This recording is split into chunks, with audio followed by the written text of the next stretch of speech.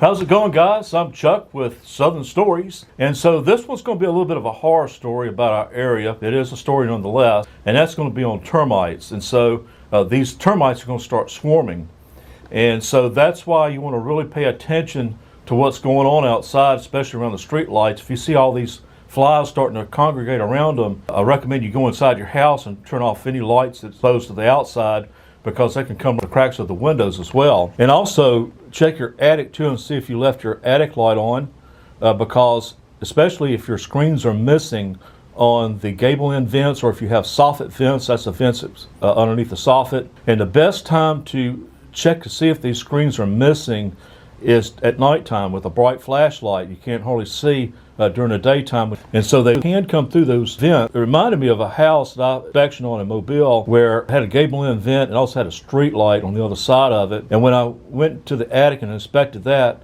lo and behold, there was an aerial colony right there at the vent. So what happened was they swarmed, went to the light, no screen on the vent there, so they just came right on the attic and built an aerial colony right there at where the vent was. And so just know these Formosan termites, they don't have to have direct ground contact. They can just fly into your attic and start going to eating on your wood structure. All they have to have is just some moisture, and there's all kinds of ways they can get that moisture too. If your air handlers in your attic, they can get moisture from that. And if there's any leaks around your plumbing vents, that could be enough moisture for them to keep a nest going up there. And so I know a lot of people have been looking for qualified pest control companies to come out and, I guess, inspect your home or continue your bond if that's what's required by your mortgage holder. I do my own pest control. And so what I've been seeing on Nextdoor and Facebook is recommendations for these companies. And I'm going to tell you, I would recommend a mom and pop service over any of these chains. Not saying that they're bad, it's just that it's been my experience I've had better luck with mom and pops. Now, part of the reason why I wanted to do this video is to let you know that I do have other videos on this channel about how I went about protecting my home from termites. Now, most of these termite companies is come out there and plant these bait stations around your home, and that's good.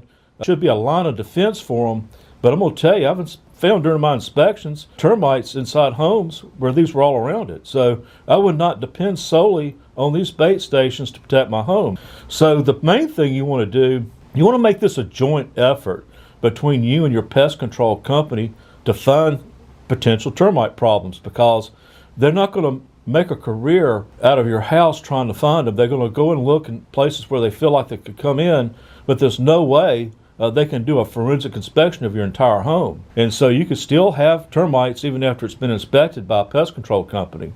And that's why it should be a joint effort between both you and them to find these things if they're in your house. Generally speaking, most of these termites seem to want to go into the baseboards of the house because usually that's softer wood there, but they'll travel the entire length of those systems. I mean, all the way up through the window sills, all the way around the baseboards through the home, and then they'll get into the wall structure too. And even in the drywall itself. Now that sounds crazy, but what it is, most people call it sheetrock. Sheetrock's a brand name, but the real name for it is drywall. And so it has paper and then rock on the other side of the paper and then paint on the top side of the paper. And so what happens is these termites can get in between the paint and the paper and eat the paper. And so this is something you might want to do, is take a bright flashlight, turn all the lights off in the room, and shine it down the side of the wall. And if you see these veins coming up through it, chances are that's probably termites inside the drywall as well. And so I found one house in Daphne, it was really bad. I mean, it looked like the entire drywall system had veins through it. It was like a haunted house. And so when I cut out a section drywall there to inspect what the studs behind it looked like, they were eat up pretty bad. And so one thing is, if your house has been built after 85, your house is even more vulnerable to termites, because basically what happened, I was selling construction materials to contractors during that time frame. I worked at NFL Building Center, and I started noticing that most of the heart pine, number 2 pine, was starting to run out. And so what took its place was ponderosa pine, which is a good material to build houses with. It's lightweight, but it's also vulnerable to termites too because it's softer wood. Now, I got real interested in some of these old abandoned houses, and so I started inspecting these things because I was curious, how do these houses hold up being abandoned for 40, 50, 60 years with no maintenance whatsoever? And so what I found, that these houses, the older the wood is, the more resilient it is. It's not bulletproof, but I'd find where termites indeed got into it, but they would bail out. They wouldn't stay in it because of the wood sap in it, so they prefer something softer to eat on. Now, if you're in a crawl space, that's a real vulnerable area for every kind of pest, but in particular termites, because it's so moist up underneath there. And I've found them quite often in crawl spaces. Like I say, they're going to be out of sight. And I even found in one inspection where they built tubes right over treated wood. And of course, I suspect that treated wood was post-1996. Prior to that, we had CCA treatment, copper, chromium, arsenic. I'm pretty sure it's more resilient than this new treated wood. In fact, if I had to use a new treated wood today, I'd probably have to get it marine grade treated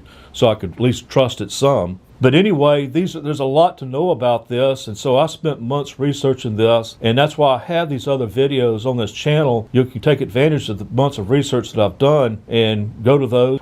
There was one house in my neighborhood that was an old house, like mine. My house was built in '64, and that was probably built around the same time, and they were gugging the home. They were pulling out all the hardwood floors and stacking it up out there in the driveway. And so what had happened was termites got in it. They were on a crawl space too, by the way, and they had gotten into the entire floor system. Those darn termites must have been holding hands to keep the thing from falling apart.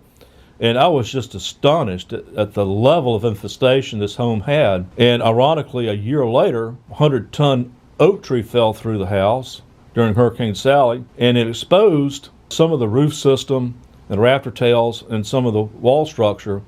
And sure enough, they had gotten in the studs there and on the rafter tails and even in some of the soffit wood itself. And so even though they thought they had remedied all the issues by replacing all the wood floors, there were still other areas in the structure where they had got into it. And so that's why it's so important to be your own best advocate and do your own inspections as well. And in addition to whatever pest control company you use, you may want to take a step further like I did and did my own pest control using a Termidor, a Taurus SC in the trench system around the house, and boar care. There's all kinds of other things. I'm not going to get into that because that's why these other videos are there for you to go and take a look at. I hope this short video has been a good booster to you as far as waking you up to this problem. Y'all take care, guys. I appreciate y'all being part of this channel. Put your comments down there below because we do learn from those. I don't know everything, and so that's why I like to read those, and other people do as well.